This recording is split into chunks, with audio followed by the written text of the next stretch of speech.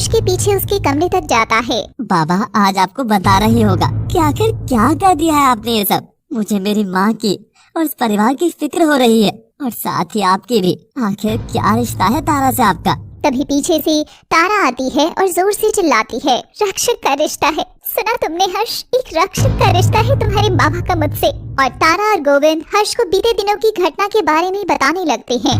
हर्ष, मेरा जीवन तो तुम्हारे आने से पहले आम तवाइफ की तरह ही था। हर रात कोई ना कोई अमीर सेठ मेरा सौदा करता और हर रात मैं बिक जाती थी। लेकिन जब से तुम आए थे, माला की हवेली में आने वाले लोग तारा को हासिल नहीं कर पा रहे थे। सब में तारा को छूने की तरफ बढ़ती जा रही थी, पर मैं किसी न किसी बहाने से खुद को तुम्हारे लिए बचा रही थी हर्ष। और फिर एक दिन जब मैं कमरे में थी, तब मुझे किसी आदमी की चिल्लाने की आवाज आ रही थी। वो माला ताई से बार बार मेरे बारे में ही पूछ रहा था। देख माला, तुम लोगों की इतनी औकात नहीं जो मुझे तारा के पास जाने से रोक सको। कजरी, इस सेठ को अभी बाहर धक्के मार। जो आदमी मेरी ही दहलीज पर खड़ा होकर मेरी तवाइफों की इज्जत ना कर सके, उसे तारा तो क्या, तारा की परछाई भी नसीब नहीं होगी। निकल जा यहाँ से सेठ। तारा ये सब सुनकर बड़ी खुश हो रही थी। मैं जानती हूँ माला ताई मुझे कभी कुछ नहीं होने देगी। तभी तारा के कानों में ऐसी बात पड़ी कि वह कांप उठी। माला, बड़ा घमंड है ना तुझे तेरी उस तारा पर मैं भी शहर की कसम खाता हूँ, तेरी इस तारा की चमक को मैंने ना कुचल दिया तो वो सिर्फ मेरी है और मेरी ही रहेगी। तारा ये सुनकर डर चुकी थी। और फिर क्या हुआ? एक रोज मैंने तेरा पीछा करते हुए देखा था कि आखिर मेरा बेटा इतनी सुबह जाता कहाँ है। और एक सुबह जब तू घर पर नहीं था तो मैं तुझे ढूंढते हुए उसी जगह गया, मगर मैंने देखा कि वहाँ एक आदमी पत्थर के नीचे से एक खत निकालकर पढ़ रहा है और हंस रहा है। जैसे ही गोविंद पलट कर जाने लगता है, तभी उस पर हमला होता है और वह जमीन पर गिर जाता है। गोविंद घुटनों के बल था और उसके सिर पर गन तनी हुई थी। गोविंद डरता हुआ उसकी ओर देखता है तो उसकी आंखें फटी रह जाती हैं। सर आप पर आखिर क्यों? चलो, मेरा मोहरा मुझे आज मिल ही गया। अब सारा खेल तेरी ही आड़ में होगा। खेल? कौन सा खेल? आप क्या बोल रहे हैं और मुझे क्यों मारना चाहते हैं? गोविंद, बहुत भोला है रे तू, पर मेरा काम करने के लिए तुझे थोड़ा शैतान बनना होगा। पर तुम चिंता मत करो, तुम्हें शैतान बनाने की ट्रेनिंग मैं दूंगा। आखिर मुझसे करवाना क्या चाहते हैं आप सर? तुम्हें तवायफ खाने जाना होगा, उन तवायफों के साथ रंगरलियां मनाने। ये सुनते ही गोविंद भड़क उठता है। क्या? छी, कभी नहीं, पाप है ये, मैं वहाँ कभी नहीं जाऊंगा। तभी उसे गोविंद पर गुस्सा आ जाता है और वह उसके सिर पर गन से मारता है। गोविंद के खून निकल रहा था, मगर ये खून तवायफ खाने के आगे कुछ भी नहीं था। और वह दुष्ट आदमी अपने पास से कुछ तस्वीरें गोविंद के सामने फेंकता है, जिसमें हर्ष तवायफ खाने में तवायफों के बीच खड़ा था और वो सभी हर्ष को छू रही थी। तभी गोविंद एक फोटो पलटता है जिसमें रंजीत तवायफ के साथ चिपका हुआ था। क्या? रंजीत और मेरा हर्ष भी? ये तुम दोनों ने कैसे पाप किए हैं मेरे बच्चों? गोविंद और उसके परिवार की शराफत के किस्से शरीफों की बस्ती में सबसे मशहूर हैं। पर जब ये तस्वीरें सबके हाथ लग जाएंगी तो फिर क्या होगा गोविंद? तेरा भाई रंजीत शर्म से खुद को रस्सी से टांग लेगा और हर्ष, वो तो बेचारा कमजोर दिल का बच्चा शहर छोड़कर ही चला जाएगा। गोविंद उसकी धमकी सुनकर एकदम डर जाता है। नहीं, मैं सब करूँगा, तुम ये तस्वीरें किसी को भी नहीं दिखाओगे। और तब से गोविंद बेचारे अपने भाई और बेटे की इज्जत बचाने के लिए खुद बदनाम होने निकल पड़ा और वह एक ऐसे जाल में फंसता चला गया जहाँ से निकलना नामुमकिन है। गोविंद अक्सर माला की हवेली में जाने लगा, मगर वह कमरे के भीतर जाते ही सब तवाइफों को हाथ जोड़कर सॉरी जरूर कहता था। मुझे माफ करना बेटी, मैं यहाँ तक आया, पर मैं ये सब नहीं कर सकूंगा। लेकिन तुम दरवाजे के बाहर ऐसा ही बर्ताव करना जैसे तुम्हारी रात मेरे संग गुजरी है। गोविंद ऐसा मनोरमा, कजरी, रानी, दया सब तवाइफों से कहता। सारी तवाइफें गोविंद के आने से खुश हो जाती थी, क्योंकि बिना कुछ किए ही पैसे पूरे मिलते थे। तारा को भी गोविंद का पता चला। कजरी, लगता है वह आदमी जरूर किसी खास वजह से यहाँ आता है, लेकिन अगर वह तवाइफों की इज्जत करता है तो ऐसा आदमी हमारे लिए देवता है, देवता। पर एक दिन गोविंद माला के पास जाकर तवाइफ खरीदने की बात कहता है। ये सुनकर सारी तवाइफें हिल गई थी। सखियों, जिसे समझा था मानव वो तो निकला दानव। ये तवाइफ के साथ एक रात नहीं बहुत सारी रात चाहता है, इसलिए तवाइफ को खरीदकर अपने अमीर महल की दीवारों के बीच कैद करना चाहता है। माला गोविंद की बात सुनकर भड़क उठी, पर गोविंद माला को धीमे से कहता है, तारा को आज मैंने नहीं खरीदा तो शायद उसकी जिंदगी आगे नरक बनती जाएगी।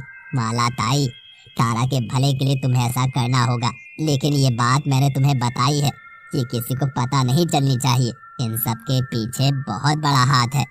माला ने तारा की सलामती के लिए गोविंद को बेच डाला।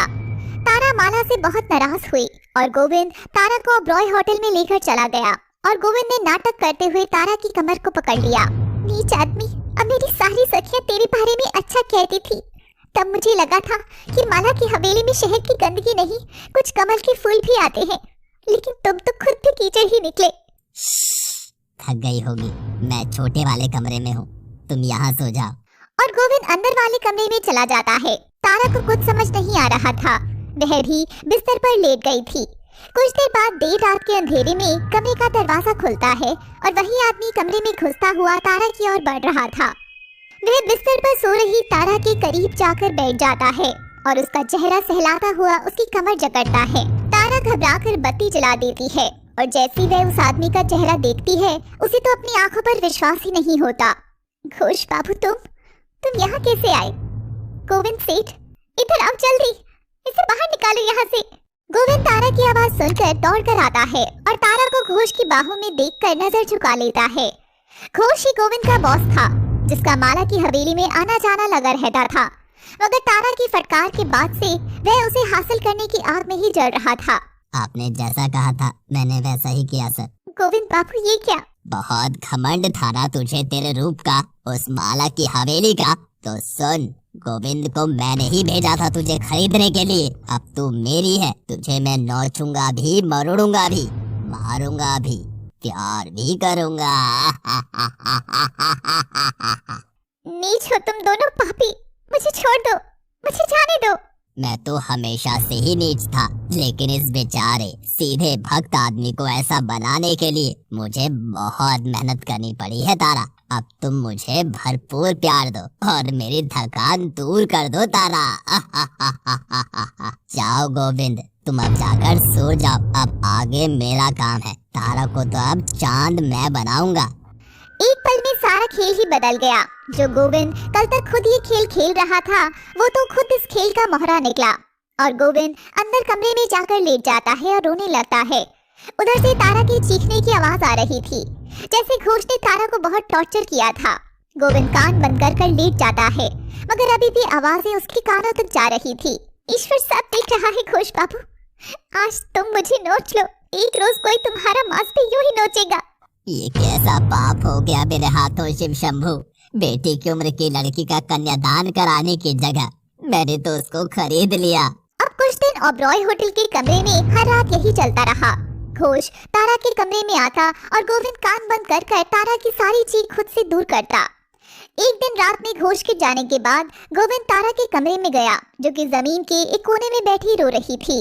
बस अब बहुत हुआ बेटी, जानती हो मैंने क्यों किया ये सब। उस राक्षस के पास मेरे बेटे और मेरे भाई की इज्जत की तिजोरी है, वो भी खुली, और उसकी चाबी तुम हो। अगर मैं उसे तुम्हें नहीं देता तो वो तिजोरी कभी बंद नहीं होती। मेरा बेटा और भाई बदनाम होकर रह जाते। तुम सब अमीरों में और बदनाम गली की तबाहिफ खाने में कोई फर्क नहीं है सेठ। कल से ये सब बंद होगा। तुम मेरे साथ मेरे घर जाओगी। मेरे घर में वो तुम तक कभी नहीं पहुंच सकता, लेकिन तुम्हें ठीक वैसा ही करना होगा जैसा मैं कहूँगा। और ऐसे तारा को मैं इस घर में सुरक्षित करने के लिए लेकर आया। जिस बाप को तुम भक्षक समझ रही हो, असल में वही मेरा रक्षक है हर्ष। अगर तुम्हारे बाबा मुझे यहाँ लेकर नहीं आते तो अभी तक वह घोष मुझे नोच रहा होता, पूरी तरह नोच रहा होता।